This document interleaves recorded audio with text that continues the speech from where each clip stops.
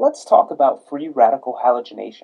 The reaction depicted above is an alkyl carbon chain where the R groups are just meant to represent some hydrocarbon. It's not important for our purposes. That reacts with Br2, or bromine gas, in the presence of H nu, which is light. As you'll recall from general chemistry, a photon of light contains an energy that can be determined by Planck's constant times the frequency of that light. So anytime you see H nu, it actually just means a photon of light. So that photon of light with Br2 and this alkyl chain react to create a new alkyl bromide, where you have replaced one of the hydrogens that are on this alkyl group with the Br. And in order to achieve this overall reaction, we need to consider the mechanism. It basically proceeds via three different main steps. The first is going to be initiation, where the bromine gas actually creates a free radical because the photon of light is of sufficient energy to break this bond. And when this happens, you create a free radical, which I'm indicating by drawing just a single-headed arrow, meaning that one electron of these shared two electrons are being transferred to one of the bromines each independently. And this overall reaction creates two bromine radicals, where you have two bromine radicals. And this actually generates our radical, which is why it's called initiation. After initiation has occurred, where you've generated these free radicals, you can have a scenario where one of these carbon to hydrogen bonds ends up interacting with one of those bromine radicals. And this happens because a radical is going to be an incredibly energetic species that's going to be very reactive. So what's going to happen is actually one of the electrons from this shared bond is actually going to come and join with the other bromine radical, and the remaining electron is actually going to go back to the original carbon. So the overall transformation for this is going to leave you with a carbon radical, which we indicate by a single dot. And then the product of that is also your new HBr that's formed. And now that this has formed, this can proceed through propagation, meaning basically we're just going to keep going and going and going over and over again. That's essentially what you can think of when you hear the word propagation. Because remember, you still have this other bromine radical, and you also still have other bromine gas and bromine light. So one of the options that could happen is that you have your Br gas is also there because this is present in heavy concentration, where now we're going to take the radical that's formed here and recreate our bromine radical. And the transformation for that is going to generate your new Br bond on your carbon chain. And this is generating overall the product that you want. And remember that because you have, by creating this new covalent bond, you regenerate a brand new radical, this process can proceed over and over again until you've consumed all the starting materials. Until finally it reaches a point where you get overall termination. And this can proceed via several different ways. One of those examples would be if two of these alkyl radicals came into contact with one another. This would allow us to form a new carbon-carbon bond like this, thus completing the cycle. Another option is that it just stops here where you have used up all of your bromine radicals. Another option is perhaps that you actually, two of those bromine radicals end up combining to form our original Br2.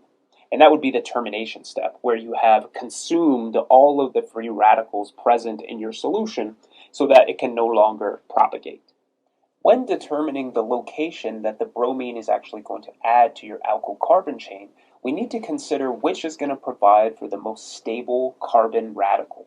Consider, for example, you had a scenario where you had the opportunity to add a bromine to any one of these carbon positions. The substitution patterns and the stability that the carbon radical intermediate forms is going to play an important role. The one that's going to be the most stable is anytime you have like what's called an allylic radical. So here you have a double bond which have delocalized pi electrons, which can stabilize this radical. So because you have a stabilizing feature where you could potentially generate another resonance form where the double bond has been shifted to the other carbon, creating a carbon radical on the other end, this provides multiple opportunities to stabilize this carbon radical. So in fact, this allylic is what it's called. Radical is going to be the most stable option. So consider resonance when deciding.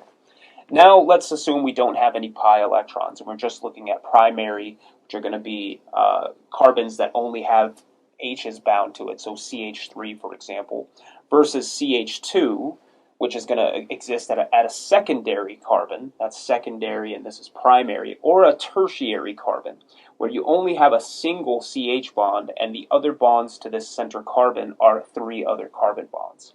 The one that's the most substituted is actually going to provide for the most stable radical. So for this reason, while the allylic carbon is going to produce the most stable radical, the next most stable is going to be your tertiary carbon, where you have 3 different R groups contributing to this carbon with the radical on it, followed by the secondary carbon, where you have 2 carbon chains attached to this carbon with the radical on it. And then finally, the least stable carbon radical is going to be a primary radical. So if you had a carbon here with just a radical on it, because these other contributing factors are going to be less stabilizing to that radical because they're not donating any electron density. So when you're provided with a reaction, like you're going to be provided in just a second, you need to consider the relative stability of the carbon radicals that are formed via the intermediate. So if you were to take a molecular orbital approach to the understanding of this mechanism, you would find that the radical species that's formed on carbon places a single electron in an orbital that can exist above or below a planar molecule. So that means that when this reaction occurs, again, I'm drawing my single-headed arrows to indicate that it's just a single electron that's moving. You could create a scenario wherein you create a stereocenter at carbon where the bromine has been added on top of the plane, or one where you have taken the radical formation underneath the planar molecule to create a scenario where you end up with the opposite stereoisomer.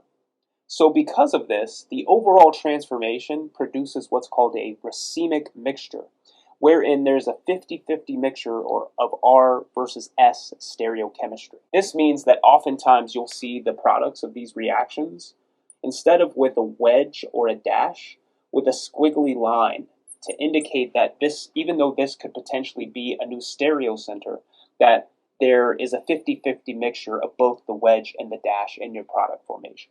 So what I'm going to do now is show on the screen a problem, and I would like for you to try to work out the mechanism, pause the video, and then when you're ready, resume the video to watch the explanation. One of the things that I want you to notice is that the radical that you're going to produce through the intermediate mechanism is allylic, where you have this double bond, which is going to be in resonance with the carbon that's formed. And notably, this carbon and this carbon are identical. So even though it's drawn like this is just a rotation. So it could be at this carbon here or this carbon here, they would both be identical. And I want you to get in the habit of noticing whether or not carbons are alike or similar or dissimilar. So now that we've talked about that, this question asks you in particular to only concern yourself with the propagation steps. But importantly, the initiation step would be the light coming in, H nu, and creating your radicals. So creating your radicals with your single-headed arrows. So this would create your 2 bromine radicals. And now that you have created that, this question asks you to only draw the propagation steps. So importantly, don't forget that this is a CH2 even though they're not drawn in. So there are two hydrogens there. And this bromine radical is actually going to abstract either one. It doesn't matter. So for our purposes, we'll just pick this one. So what's going to happen is you're going to propagate by combining those two and creating a brand new carbon radical. So the product of this first step of propagation is your allylic radical species. And from there, you also have this other Br swimming around your reaction that can come in and generate your product. So again, a bromine radical, I'm going to draw the single-headed arrow to indicate that they are combining to form the new covalent bond. And from here, this generates our product. And then what's likely going to happen is this will eventually terminate. But again, this problem only asks you for the propagation steps. And this would be the reasonable propagation steps for this overall mechanism.